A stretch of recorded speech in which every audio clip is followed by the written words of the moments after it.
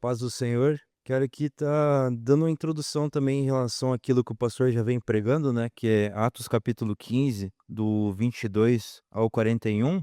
Quero que vocês me acompanhem nessa sequência, né, para que possamos aí destrinchar esse capítulo por inteiro. Atos capítulo 15, versículo 22 ao 41. Vamos lá então. A carta do concílio aos cristãos gentios. Então os apóstolos e os presbíteros com toda a igreja decidiram escolher algum dentre eles e enviá-los a Antioquia com Paulo e Barnabé. Escolheram Judá, chamado Barsabás, e Silas, dois líderes entre os irmãos. Escrevendo sobre eles, escreveram a seguinte carta: os irmãos apóstolos e presbíteros e os cristãos gentios que estavam em Antioquia, na Síria e na Sicília. Damos as saudações. Sabemos que alguns saíram do nosso meio sem a nossa autorização e perturbaram e transtornaram a mente de vocês com o que disseram. Assim concordamos todos em escolher alguns homens e enviá-los a vocês como nossos amados irmãos Paulo e Barnabé. Homens que têm arriscado a vida pelo nome de Cristo e, portanto, estamos enviando Judas e Silas para confirmar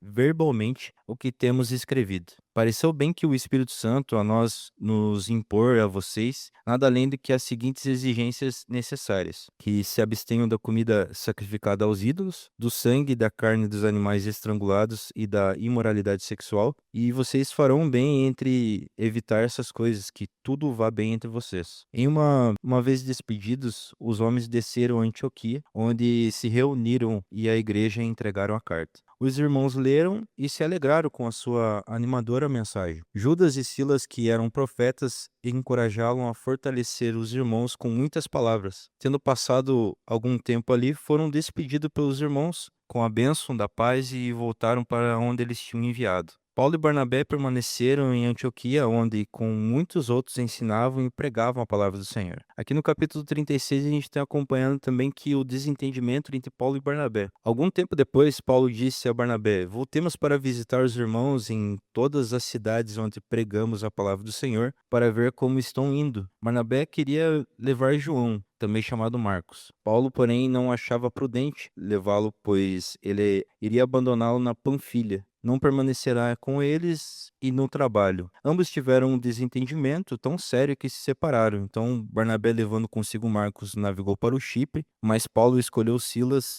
e, a partir dali, encomendado pelos irmãos à graça do Senhor. Passou então pela Síria e pela Sicília, fortalecendo as igrejas. Senhor Deus, Pai, eu quero pedir aqui a tua graça, a sua misericórdia, Senhor, por essa palavra, que tudo que seja ministrado aqui nessa noite seja de acordo com a sua vontade, Pai, que não haja nenhum acréscimo humano, mas que haja a confirmação do teu Espírito, que teu ensino possa realmente trazer um entendimento para nossas vidas. Nós sabemos que estamos aqui para aprender, não estamos aqui para nos exaltar, estamos aqui apenas para exaltar o seu nome, que é sobre todo nome, mas também aprender mais, Pai, de como realmente a igreja primitiva vivia, de como os irmãos eram cooperadores da sua obra, como as pessoas realmente entendiam de fato o que era ser irmão do outro. E o cuidado, porque sabiam, Pai, que existiriam desentendimentos, todos nós somos seres humanos, mas sabemos também, Pai, que o Senhor há de colocar ordem em todas as coisas, pois o Senhor é o cabeça da igreja. Obrigado por essa oportunidade, Pai, obrigado por tudo, que o Senhor ministre da melhor maneira que o Senhor assim desejar. Em nome de Jesus. Amém. Vamos dar continuidade aqui então para a nossa introdução, que é: antes da gente entrar nesse versículo, é importante a gente lembrar que onde nós estamos nesse capítulo, né, nesse trecho. A igreja em Antioquia estava sendo sacudida por um ensino perturbador. Alguns vindo da Judéia diziam que a circuncisão era necessária para a salvação. Isso gerou uma crise doutrinária séria. E Paulo e Barnabé foram enviados a Jerusalém para tratar os assuntos com os apóstolos e os presbíteros. Então, de fato, aqui a gente vê um problema muito sério ocorrendo, pois existia uma divergência muito grande em relação à cultura judaica da época, né? Que exigia que fosse realmente circuncidados os homens e que, se fosse para fazer parte daquilo, realmente precisava ouvir e praticar as exigências daquela comunidade. Então, vendo tudo isso, Paulo e Barnabé, como líderes da igreja, foram enviados ali para realmente colocar ordem naquela situação toda. A gente compreende também que o Espírito ele já estava permanecendo ali, era necessário que houvesse aquele conflito, que houvesse aquela situação ali entre um pensar de uma forma e outro pensar de outra forma, porque a solução realmente seria o próprio Espírito Santo colocar ponto final em certas situações que estavam ocorrendo ali naquele lugar. Então houve um debate, né? Pedro falou: Paulo e Barnabé testemunharam. Então Tiago concluiu com sabedoria e agora a partir do versículo 22 a gente vê que vemos o que acontece depois dessa decisão. Então a gente precisa ter como contexto né, dessa aplicação, era próprio que acontecesse um conflito entre uma comunidade e outra e de pessoas que fossem inseridas naquele lugar, fossem aceitas e que realmente tivessem recomendações. Então os gentios que nós também somos partes, não somos judeus, né, não praticamos os sacrifícios, não praticamos as obras que eles fazem, mas acima de tudo nós compreendemos e entendemos que para fazer parte da obra do Senhor nós precisamos abster da nossa própria vontade. E essas pessoas que vinham de fora, vinham de outros lugares, outros países, outras cidades, outros costumes, que é principalmente o que o Espírito Santo lhe recomenda, que eles abandonassem as velhas práticas, né, práticas sexuais, práticas de comidas dedicadas a ídolos, práticas que ali não edificavam o Senhor de certa forma, antes de colocar algo em prática, o Espírito Santo colocou esses 4 tópicos para que eles realmente entendessem que não há validade alguma em um sacrifício da qual não fôssemos realmente reconhecidos diante de Deus como propriamente filhos. Então, quando Jesus faz o próprio sacrifício, né, ele se entrega completamente na cruz do Calvário, ele anula completamente toda a obra que o homem faz para ser justificado. Então, nós somos justificados pelo sangue de Cristo. Jesus Cristo nos justificou na cruz do Calvário para que nós não nos vangloriássemos, para que nós não cometêssemos nenhuma obra e quiséssemos realmente ser validados diante de Deus. Então nós temos um Cristo que, além de ser o próprio Deus, ele também nos justificou diante de toda acusação. Então, mesmo a gente vivendo uma vida de pecado, porque nós, seres humanos, vamos pecar, nós temos esse entendimento que a palavra ela nos alerta para realmente a mudança de vida acontecer conforme o Espírito vem nos trazendo e nos convencendo diante do pecado. Então, aqui, nessa parte que eu achei bem interessante, que eu cheguei até a anotar, como uma igreja saudável age depois de uma decisão difícil tomada. E o que fazemos quando, mesmo entre líderes comprometidos, surge um conflito. Então, esse conflito ali, como eu quero repetir novamente, é necessário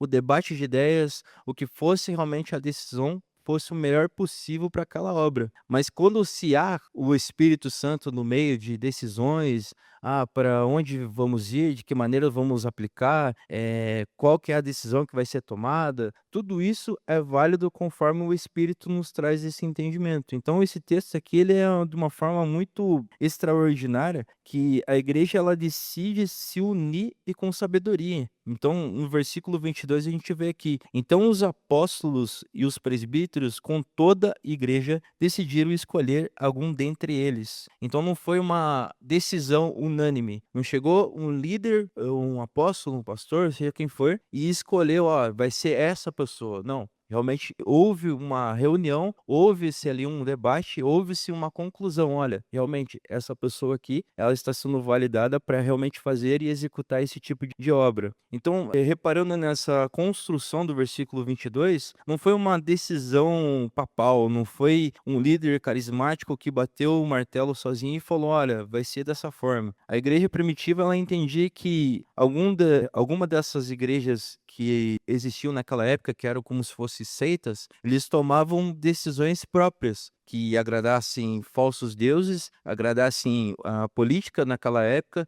agradassem as pessoas que estavam em volta e para que realmente tudo isso fosse válido diante da sociedade. Então, quando nós falamos de cristianismo, a gente fala de uma religião que realmente é vocada e focada em Cristo. Então, Cristo ele é o cabeça da igreja para nos trazer realmente esse entendimento que não estamos presos na nossa própria vontade, não estamos presos nas nossas próprias decisões e principalmente não estamos presos em opinião humana apenas. Porque se há uma conclusão que a igreja ela te traz uma ideia, se há uma conclusão que a liderança também se encaixe dentro dessa ideia e que principalmente o espírito se confirma dentro dela, realmente se há uma unanimidade de uma votação completa da qual Deus está no meio. Então, foge muito daquela imposição de uma pessoa apenas falar, de uma pessoa apenas compartilhar, de uma pessoa apenas decidir todas as coisas. A igreja primitiva entendia hoje que algumas, por exemplo, né, as igrejas modernas de hoje, elas esquecem que a liderança não é um sinônimo de autoritarismo. A humildade não é sinônimo de omissão.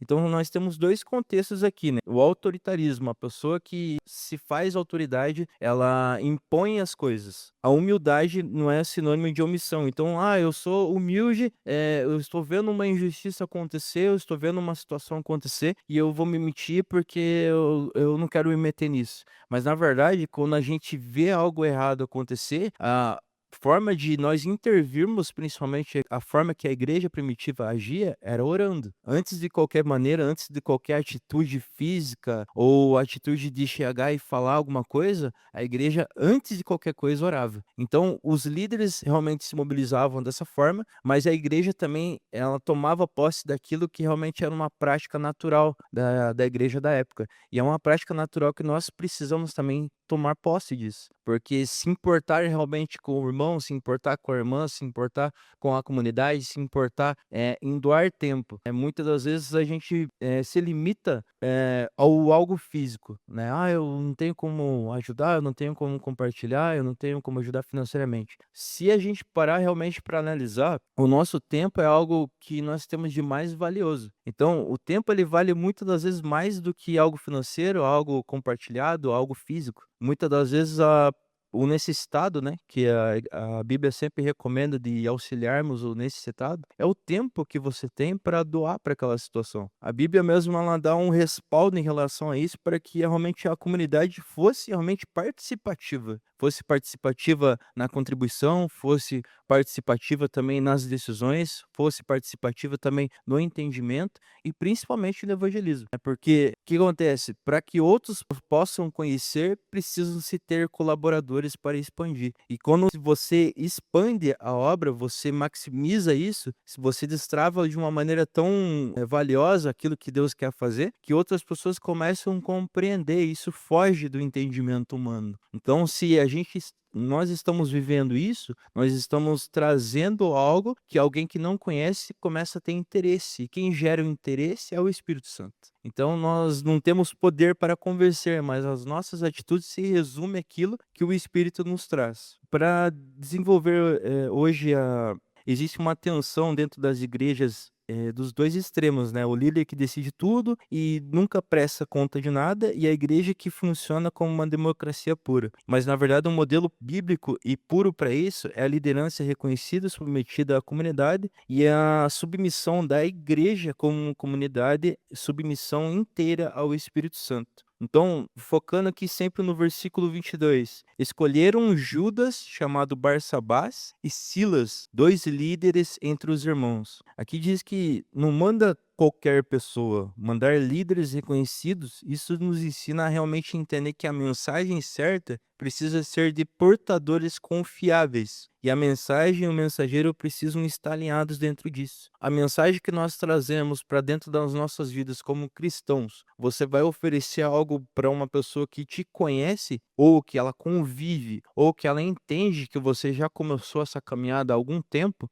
a primeira coisa que ela vai reparar dentro do seu coração, do seu estilo de vida, é o seu testemunho, porque eles eram reconhecidos por uma ministração, eles eram reconhecidos por atitude, eram reconhecidos por aquilo que Deus os fazia fazer. Então, não era algo imposto, não era algo de domingo a domingo, ou não era algo que era aparente, era realmente um estilo de vida que eles tinham naquela época. Então, a comunidade, como ela era muito fechada, geralmente muitas pessoas entravam, muitas pessoas também saíam. Muitas das vezes acontecia que as pessoas que realmente eram levantadas através do Espírito Santo como lideranças eram mais reconhecidas, eram as pessoas que realmente pegavam-se como referências, mas não que elas eram melhores do que as outras, era que realmente elas conheciam um pouco mais e conseguiam traduzir o ensino para que fosse palpado. Então, as pessoas começavam a compreender dessa forma. E a ilustração aqui a gente fala, né, que imagine que a carta clara aqui que Deus deixa no versículo 23 até o 29 é que é a saudação da fraternidade. Antes de qualquer coisa contextual, doutrinal ou um reconhecimento,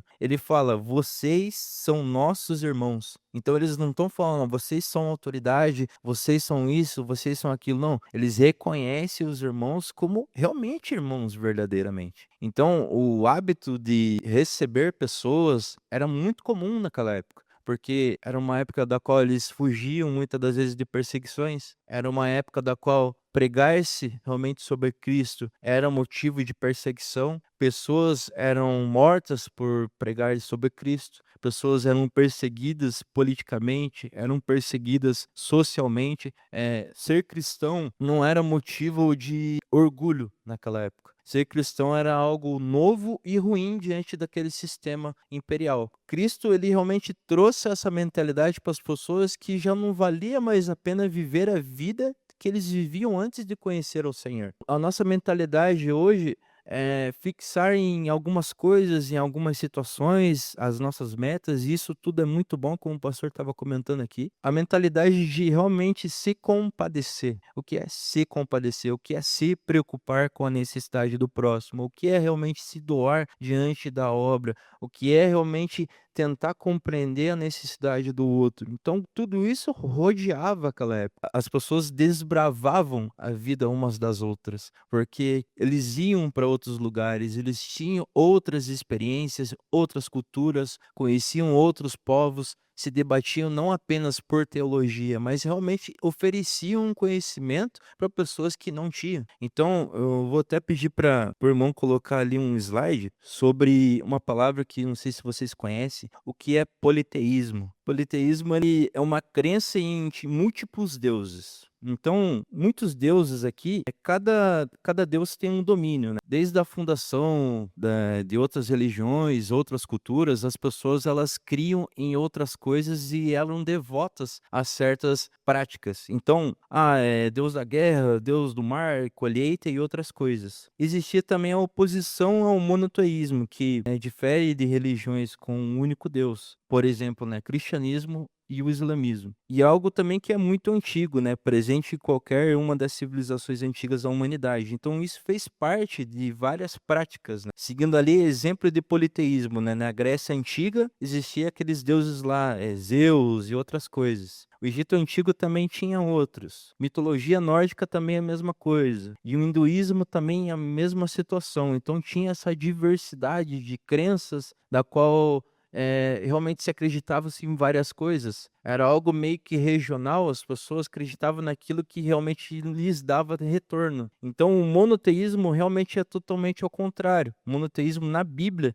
que está escrito lá em Êxodo capítulo 20, verso 3, diz: não terá outros deuses diante de mim. Deuteronômio 6,4 também fala: ouve Israel, o Senhor nosso Deus é o nosso único Deus. E Isaías 44,6 fala: eu sou o primeiro e o último, além de mim não há outro Deus. E 1 Timóteo 2, versículo 5: há um só Deus e um só mediador entre os Deus e os homens. Se confirmando diante da palavra, é algo que realmente a gente começa a compreender que não é apenas por divergência, é uma oposição de uma religião que não aceita Deus. Se a gente começar a reparar na existência dos dias de hoje e como que acontecem as coisas, a única religião que realmente é rejeitada diante do mundo, rejeitada diante de outras religiões, perseguida por outras religiões, é o próprio cristianismo. Por que o cristianismo é uma ameaça? Porque o cristianismo ele traz uma atitude pacífica, ele não oferece o mal com o mal, como o próprio Cristo falou, ele não oferece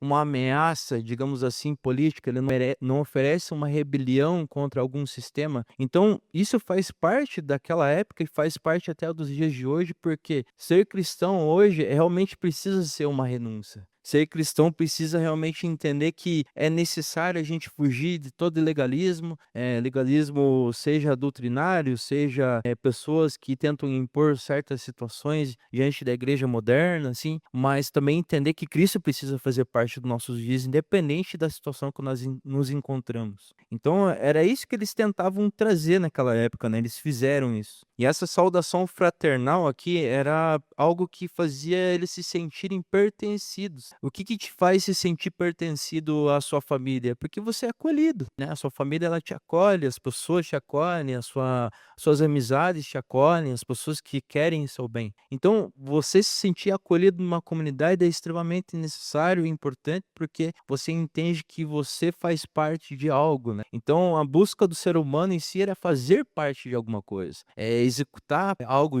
e ser útil de alguma forma. Mas o cristianismo ele começa nessa parte, você é aceito por Cristo, e muitas das vezes nós invertemos a situação, né, nós aceitamos a Jesus, mas Cristo nos aceita. Então, porque quando ele se sacrificou no nosso lugar, ele nos aceitou. Nós éramos rejeitados diante de Deus, nós éramos inimigo de Deus. Diante dessa parte, a gente começa realmente a desenvolver uma linha de raciocínio que Jesus começou a fazer parte da nossa vida, porque ele nos achou e ele nos escolheu. Então, a comunidade aqui ela era realmente aberta a reconhecer que os problemas aconteciam, as pessoas tinham outras mentalidades, as pessoas que vinham de fora. Eles nomearam o problema com clareza. Eles falaram assim no versículo 24: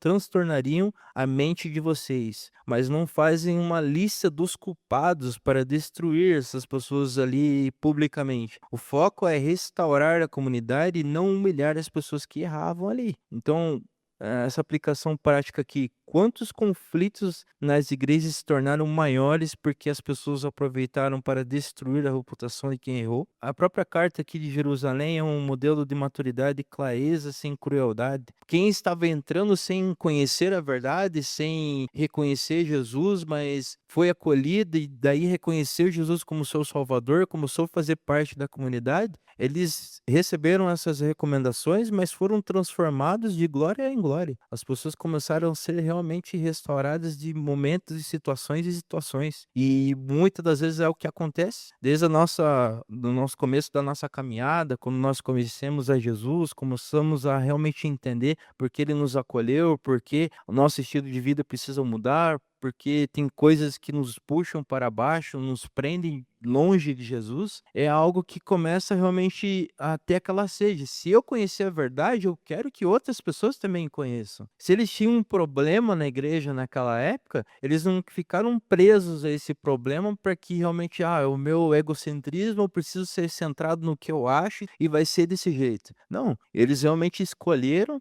eles tinham divergência sim, porque era normal, é ser humano, tem divergências, tem situações que precisam ser resolvidas sim, mas eles não deixavam de fazer a obra, eles não deixavam de expandir o reino de Deus. Eles reafirmaram o valor aqui que os missionários tinham naquela época. Versículo 25 e 26. Com os nossos amados irmãos Paulo e Barnabé, os homens que têm arriscado a vida pelo nome do nosso Senhor Jesus Cristo. Em meio a essa crise, né, a igreja fez questão de honrar Paulo e Barnabé publicamente, quando a confusão doutrinária começou ali a acontecer. Os líderes confiáveis precisavam ser reafirmados com clareza. Então os versículos aqui 28 fala assim: pareceu bem que é o Espírito Santo a nos não impor a vocês nada além das exigências necessárias. Então era algo necessário acontecer, as recomendações do Espírito para as pessoas que estavam entrando e principalmente reorganizar aquela comunidade para que não tivessem não apenas perdas volumais. É algo que muitas das vezes a gente confunde, que é o volume, né? A gente confunde quantidade, volume,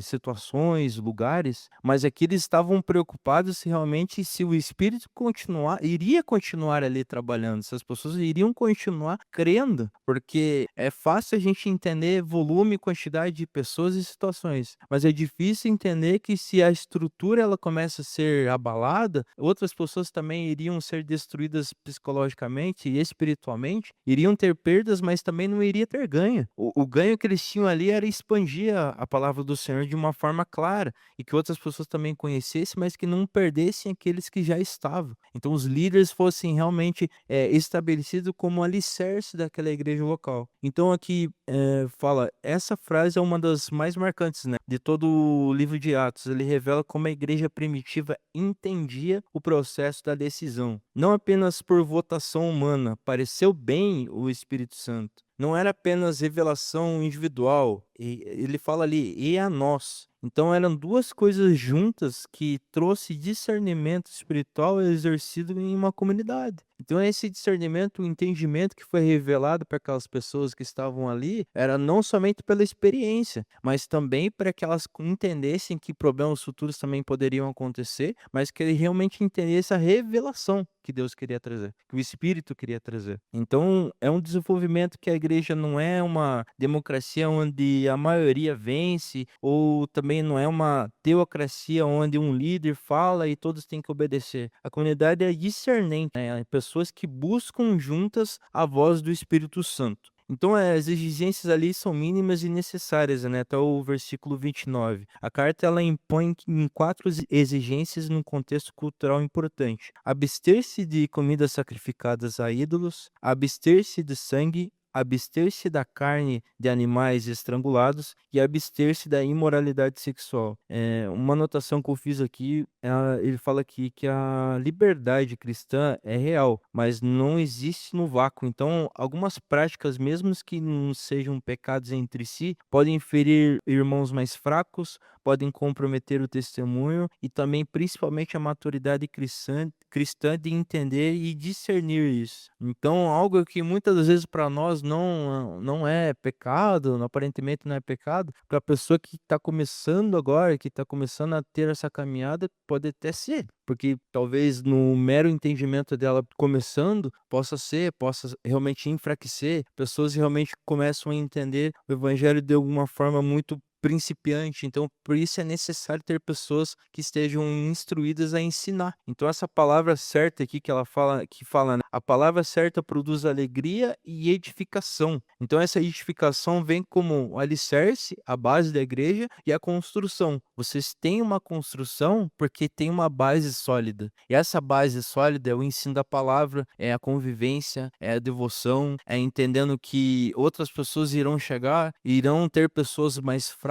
também no meio, mas que realmente todos fazem parte do mesmo corpo, que todos precisam realmente ser sustentados pelo Espírito Santo. O modo de viver com Cristo não é um modo perfeito. A gente se ilude muitas das vezes de achar que a gente não vai errar, que a gente não vai fracassar, ou a gente se acostuma a pecar sempre, deliberadamente, achando que Deus sempre vai perdoar. Mas na verdade, a gente precisa ter um equilíbrio que nós somos fracos e nele nós somos fortalecidos, nele nós somos perdoados e nele nós somos sustentados. Então a importância da igreja diante disso é que realmente nós temos esse ponto de apoio, aonde recorrer, de como recorrer, as minhas dúvidas. Ah, cara, eu não estou entendendo esse versículo aqui, será que você consegue me ajudar? Será que você consegue me respaldar diante disso?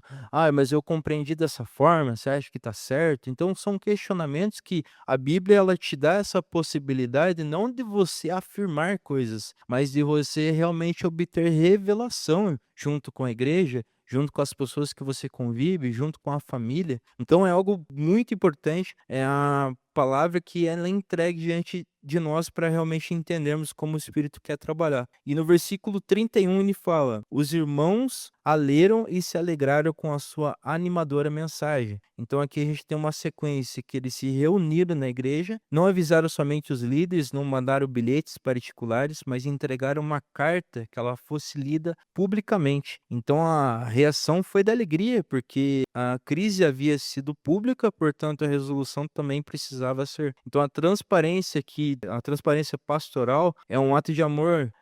Eu pego aqui o exemplo da nossa igreja que a gente convive, eu acho tão necessário, tão legal tudo que a gente vive aqui, que é algo que é público, quando a gente tem as assembleias, algo que a gente tem aqui, situações que a gente realmente coloca em pauta, a gente deixa tudo muito transparente, as decisões. Então não é apenas uma democracia, mas é algo que realmente Deus está fazendo parte e está trazendo um entendimento para nós o porquê que a gente está fazendo isso. Ah, mas por que que a gente contribui com a obra de Deus? Ah, mas por que que eu sirvo dentro da casa de Deus? Por que que eu sou obreiro? Porque eu sou isso, porque eu sou aquilo? Mas na verdade, os cargos em si é o de menos. Tudo que a gente faz precisa ser realmente de acordo com a vontade do Senhor, mesmo estando aqui somente ouvindo a palavra, porque é o que mais alegra o coração de Deus, é a gente ter um coração aberto para ouvir aquilo que o Espírito Santo quer nos ministrar, para que possamos viver de uma maneira prática. Não é um demérito não estar, digamos, servindo, mas é um mérito em Cristo participar da igreja local, participar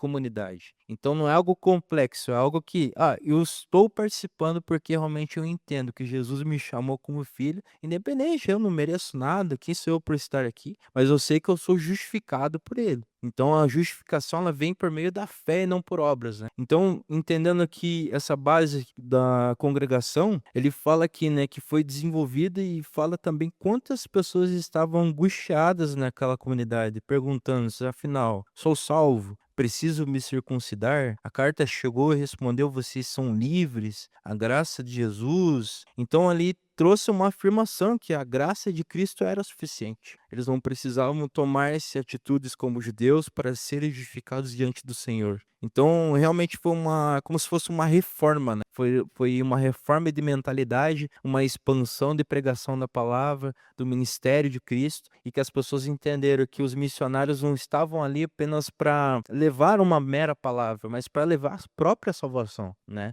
É algo muito básico que muitas das vezes o nosso coração se questiona, né. Eu tenho certeza que todo mundo aqui, acho que pelo menos uma vez no começo da caminhada falou: será que eu sou salvo mesmo? Será que eu mereço ser salvo? E será que meu coração está bem diante de Deus?" Mas diante de tudo isso, nós precisamos entender que nós somos justificados pelo sangue de Cristo. Não é a nossa atitude, não é o que a gente faz, não é o que a gente vai fazer ou está programando a fazer, mas é pelo sangue dele que foi derramado na cruz, um sangue, precioso, uma dádiva que nós temos. Mais adiante, aqui no versículo 32, acompanhamos: Judas e Silas, que eram profetas, encorajaram-se e fortaleceram os irmãos com muitas palavras. Então, encorajar era o que? Trazer ânimo para que os que estavam abatidos. Fortaleceram e consolidaram, firmaram o que estava as pessoas que estavam precisando ali foram fortalecidas. Então, sempre haverá necessidade. Todos nós aqui, parece uma palavra forte que eu vou falar, mas todos nós aqui somos necessitados de Cristo. Necessitados de conhecimento, necessitados da palavra, necessitados de um renovo espiritual, não apenas de atitudes, mas de uma mentalidade que não somos presos a esse mundo, não somos presos à opinião das pessoas, não somos presos à opinião daqueles que querem o nosso mal ou não, mas nós somos servos de Cristo e filhos do Altíssimo. Então, como os filhos do Altíssimo, nós fazemos a vontade do Pai. Então, quando nós temos a vontade do Pai disposta a trabalhar em nós, o mínimo que a gente precisa fazer é realmente entender que Ele quer trabalhar no nosso coração para que outros sejam alcançados, para que outros sejam transformados. Aí que muitas das vezes o homem em si ele se confunde, porque a obra está sendo executada, o coração está começando a ser trabalhado, vidas estão sendo alcançadas, mas muitas das vezes o ego ou a meritocracia começa a agir e nossa batalha é sempre contra aquilo que nós fazemos, né? Tudo que nós fazemos, será que realmente a gente tem dado para o Senhor? Assim, falei: ó Senhor, está aqui, o meu coração está aqui, as minhas atitudes estão aqui, me perdoa por aquilo que eu fiz, me perdoa por aquilo que eu não fiz. Tem coisas assim que se encaixam plenamente com o que a igreja primitiva fazia e era validado ou não, porque eram comandados pelo próprio Espírito Santo. A parte aqui que fala, né, pense uma ilustração aqui. Uma família que perdeu alguém, muitas pessoas mandavam mensagens, alguns apareciam no velório, mas aquele amigo que fica até o fim é o que ajuda a arrumar a casa, que liga uma semana depois para saber como que tá, e essas coisas deixam marcas. E ali Judas e Silas foram esse tipo de pessoas que perguntaram para a congregação: vocês têm sido mensageiro para pessoas que ao seu redor, alguém que realmente precise de auxílio? Eles sempre estavam preocupados com a igreja local. Então, essa carta que ela era pública, ela não era particular. Então, o que acontecia? O apóstolo Paulo, muitas das vezes, mandavam saudações para as igrejas, né? Seja Antioquia, a igreja de Éfeso, a igreja de Filipo, a igreja de Corinto. Então, eles tinham cartas públicas, que eram realmente publicadas. Mas tinham cartas que ele mandava, que eram cartas particulares apenas aos líderes. Então, quando a Bíblia ali traz aos líderes de Éfeso, aos líderes de Corinto, é algo muito bem especificado. E quando a Bíblia te traz esse entendimento, é algo que você vê ali, realmente, essa parte aqui era para fulano de tal, porque o Timóteo precisava ouvir essa palavra para ser reafirmado. A igreja Daí era algo mais público, era algo mais específico diante da comunidade. Então era algo assim, são coisas assim que realmente a gente precisa pegar, são detalhes que a palavra de Deus ela nos revela. Um versículo 33 fala, que é uma despedida. Tendo passado algum tempo ali, foram despedidos pelos irmãos com a bênção e a paz. Então ali a missão era cumprida, né? Que foi muito bem executado, com a bênção e a paz do Senhor, e ficaram um tempo necessário, né? Que era a missão pastoral e não artificial. Então a missão ali ela era presencial. Muitos problemas que precisavam ser resolvidos naquela época era algo que realmente precisava ter um líder ali, precisava ter uma pessoa que entendesse o contexto, não é apenas gestão de pessoas, mas era o que o Espírito queria revelar àquela comunidade, àquelas pessoas, quem realmente era necessário ter esse entendimento, o que estava acontecendo de fato. Então a missão contínua era, o conflito também acontecia em diversas formas. De volta ali ao trabalho no versículo 35 fala, Paulo e Barnabé permaneceram em Antioquia, onde muitos outros ensinavam e pregavam ao Senhor. Então após toda a crise do concílio que aconteceu, após toda essa tensão doutrinária, Paulo e Barnabé voltaram e trabalhavam e ensinavam e também pregavam. E não eram líderes que viviam em crise. Era a vocação deles. Eles foram chamados para isso. Então, um ponto aqui, né? Um líder maduro, ele não deixa as crises definirem sua identidade. Eles não foram prejudicados por isso, por todas as confusões que aconteciam, pelas perseguições que aconteciam. Esses caras eram torturados, eles eram perseguidos, eram odiados por cidades inteiras, muitas das vezes. Quantas vezes a gente acompanha ali no livro de Éfeso que eles foram expulsos da cidade, eles foram perseguidos, eram odiados, eles foram humilhados, pessoas eram mortas, pessoas realmente viravam tochas de fogo para alegrar o imperador Nero.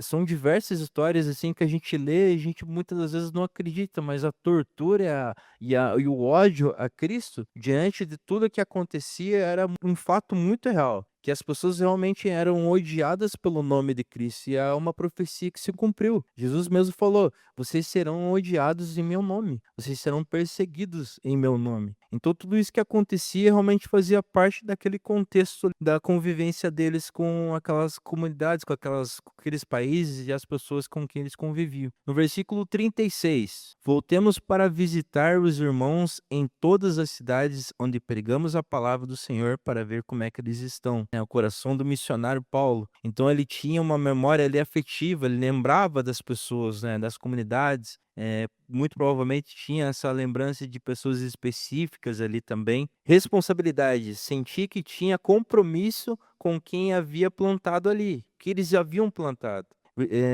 Humildade, queria ver como estavam indo, não dizer que haviam feito de errado. Então, antes de apontar qualquer tipo de erro, entender as situações e apontar alguém, e realmente se preocupava como eles estavam. Então, acho que todo mundo aqui já participou de uma situação que sabia que estava acontecendo de errado, entendia todo o contexto que aquela pessoa estava vivendo, mas antes de qualquer coisa, você está bem? Como que você está? E não é aquela pergunta convencional, ai, tá tudo bem. Não, realmente, se preocupar. Muitas vezes já aconteceu isso comigo, de pessoas muito queridas, né, ter passado por situações aí de acidente, alguma outra situação. Ah, mas fulano, não quero saber o que fulano tá errado, quem errou, quem não errou. Eu quero saber se a pessoa tá bem. Quero saber se ela está viva, como ela tá, o que que eu preciso fazer. Eu não quero saber da conduta, eu não quero saber de nada, porque eu realmente quero entender como ela está. Então, Paulo aqui ele tinha esse entendimento que precisava se comprometer não apenas com a saúde espiritual daquela comunidade,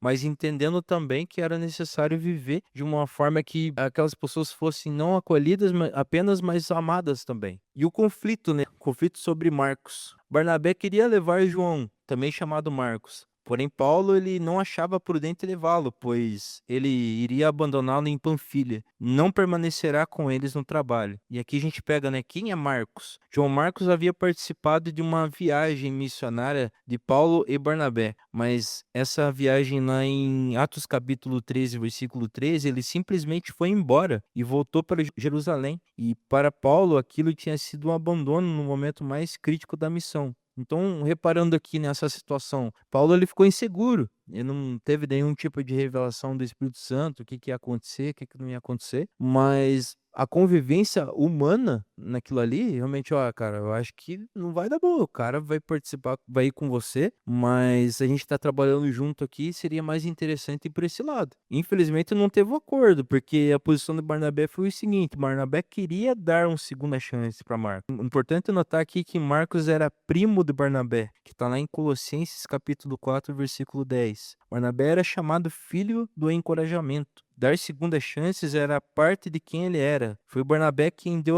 uma chance ao próprio Paulo quando os dois se desconfiavam, quando as pessoas desconfiavam dele lá em Atos capítulo 9. A gente entende também aqui do coração misericordioso de Barnabé. Não que Paulo estivesse errado, sabe? Mas entendendo também que talvez ali Deus concedesse um dom a Barnabé, que é o dom da misericórdia. O dom da segunda chance, o dom de entender, olha, realmente eu acho que Deus quer trabalhar na vida dele, Deus o chamou também para ser missionário, para ser alguém que queira participar. Então, tinha essa questão de problemas de gestão ali, né? Que quando um precisava de uma coisa, outro precisava de outra coisa, então tinha esses pequenos conflitos. Mas a posição de Paulo era: Paulo não estava sendo mesquinho ou vingativo, ele estava pensando na missão. Então, ele havia experimentado o custo de ter alguém que desistisse no meio do caminho para levar Marcos. Então era um risco daquela mensagem ser levada, daquela missão não ocorrer. Então o ponto crucial ali era: ambos tinham razão em algo. Esse não era um conflito entre quem era bom ou quem era mal. Era um conflito de duas pessoas do bem ali no caso, mas diferentes. Então Barnabé defendia um valor bíblico,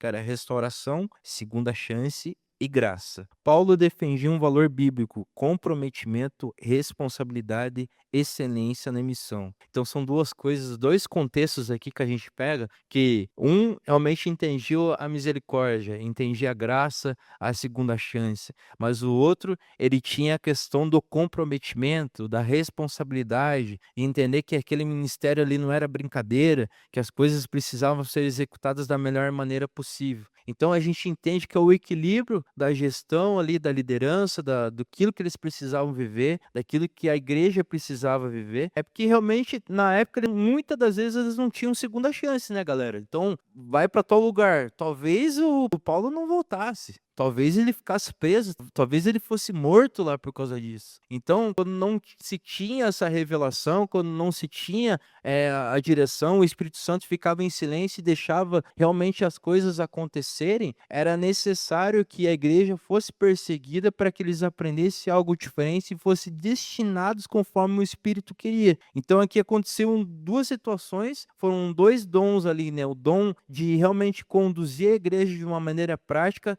de uma maneira que as pessoas fossem ensinadas realmente a ter responsabilidade, de não se fazer as coisas de qualquer jeito, mas também o dom da misericórdia, o dom da graça e do amor, e as duas coisas realmente se complementavam. Tudo era complementar ali naquele momento. Então a ilustração aqui, ela nos traz isso, né, de imaginar essa situação no nosso dia a dia. No versículo 39, a separação dolorosa, mas não definitiva. Ambos tiveram um desentendimento tão sério que se separaram. Então, os irmãos ali tiveram: "Ó, realmente, cara, dessa forma não vai dar, então acho que é melhor cada um seguir o seu rumo, continuar o seu trabalho." Então eles tinham realmente essas discussões. As discussões faziam parte do dia a dia, porque eles eram irmãos. Qual irmão que nunca discutiu na vida, nunca brigou com outro irmão? Não tem nem como a gente não mensurar esse tipo de situação, né? Esse paradoxo que aconteceu, né, naquela igreja. A palavra grega usada aqui é paraxisosmos. De onde vem a nossa palavra? De onde vem essa palavra? Era uma contenda aguda que acontecia. Não era uma divergência tranquila apenas. Era onde os dois se cumprimentavam e foram embora sorrindo. Mas Paulo e Barnabé tinham viajado juntos. Eles tinham sofrido juntos, apedrejados, humilhados, e agora se separavam. Então esse ponto é importante, que a Bíblia não romantiza isso. Ela não diz: "Ah, Deus falou que era assim, tinha que ser", e diz simplesmente: "Ah, eles se separaram." Então é uma honestidade brutal nesse versículo aqui que a gente tem, que a Bíblia ela não passa pano para as coisas que aconteceram. A Bíblia ela deixa muito bem especificado realmente quando havia conflitos. quando tinham discussões, e não que isso realmente seja uma coisa prática que nós precisamos executar, mas como a liderança daquela época tinha realmente essa forma de realmente ser conduzido pelo Espírito, muitas situações aconteciam, eram muitas pessoas conhecendo a Deus. Eram muitos lugares a serem realmente explorados, eram muitas pessoas a serem realmente acolhidas. É realmente se colocar no lugar de Paulo, de Barnabé, de algum líder daquela época, realmente a gente se depara de uma situação bem complicada, porque eram culturas, eram linguagens, eram práticas, eram coisas que eram praticadas na época, eram pessoas com mentalidade que precisavam ser trabalhadas. Só que se a gente levar para os dias de hoje, não muda praticamente nada, porque cada pessoa tem sua história, cada pessoa tem sua cultura, cada pessoa foi criada de uma forma, cada cultura, cada família. Quando se fala sobre realmente conhecer a Cristo, é a forma que Deus quer trabalhar no nosso coração. Então, não se vale nós a julgar a forma que o outro chegou na casa, chegou na igreja, que é realmente ser tratado, é realmente ser cuidado, é ser auxiliado. Então é o valor da vida que tem para o Senhor. Então, adiantando aqui, não quero me estender tanto, galera. Deus ele multiplica ali no conflito. Então Barnabé leva consigo Marcos, navegou a Chipre, mas Paulo escolheu Silas e partiu. Passou pela Síria e pela Sicília, fortalecendo as igrejas. Então ele tinha um antes e o depois, né? O antes era uma equipe, uma direção. Depois, duas equipes, duas direções e o dobro de território alcançado. Então, olha a estratégia que Deus deixou ali, mesmo em silêncio, Deus agiu naquele lugar, porque ele levou duas equipes diferentes para outros lugares, então o evangelho foi expandido. Talvez se os dois estivessem juntos, a ideia não fosse realmente complementar apenas num lugar. Então Deus ele multiplicou de uma forma da qual as pessoas na época não tinham compreendido. O texto realmente fala sobre o conflito que foi necessário, mas a mudança ela foi real. Então, para a gente concluir aqui, o versículo 41, que é a missão, né? Como essa missão ela persistia, porque até os líderes íntegros conflitavam. Nem todo conflito tem um vilão, né? Então Deus, ele é soberano e suficiente para resolver todas as coisas da melhor maneira possível. Nós servimos um Deus criativo, um Deus que muda destinos, muda histórias, muda corações. Então, quando nós se permitimos a ser mudados por Ele, não há barreira alguma, não há barreira mental, não há orgulho, não há posicionamento, não há religiosidade, não há algo momentâneo que vai segurar aquilo que o Senhor quer fazer. Entendendo que realmente nós somos transformados de dentro para fora. E não é as nossas atitudes que apenas vão resumir o que Deus quer trabalhar, mas nós aceitarmos na nossa mentalidade que o Senhor quer derrubar todas as estruturas de um orgulho emocional.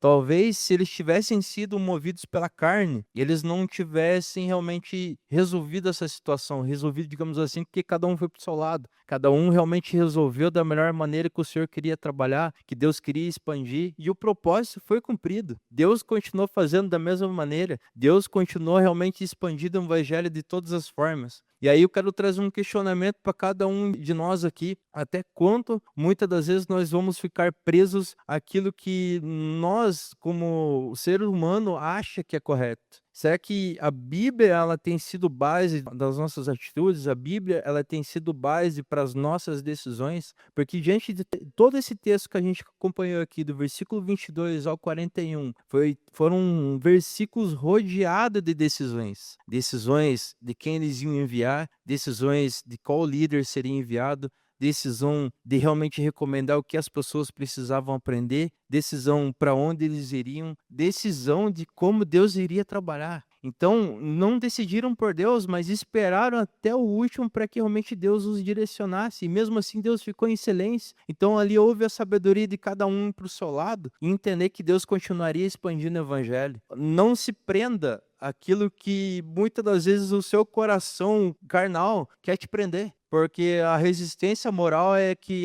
eu tive um conflito com fulano de tal, que faz parte da minha família ou do meu ciclo de amizades antigos, eu pretendo não me aproximar, eu pretendo não realmente me envolver. Mas se você olhar com o olhar da misericórdia, igual o Barnabé teve ali, realmente, será que eu não preciso dar uma segunda chance? Será que Deus não tem algo para trabalhar ali? Será que Deus não tem alguma condição para fazer que precisa ser melhorada, precisa ser desenvolvida? Porque quando a gente dá uma segunda chance, quando Deus quer trabalhar em misericórdia, Ele não está ali apenas para trabalhar com aquele que você está querendo acolher. Ele está querendo trabalhar em você também. Ele está querendo realmente resgatar algo que muitas das vezes na correria do dia a dia a gente esqueceu, a gente deixou de praticar. Então, eu quero convidar os irmãos a fechar os olhos